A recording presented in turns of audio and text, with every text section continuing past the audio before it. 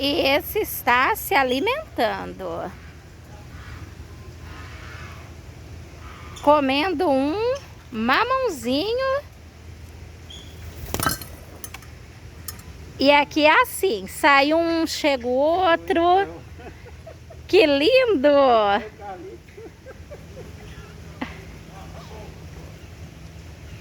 Muita emoção.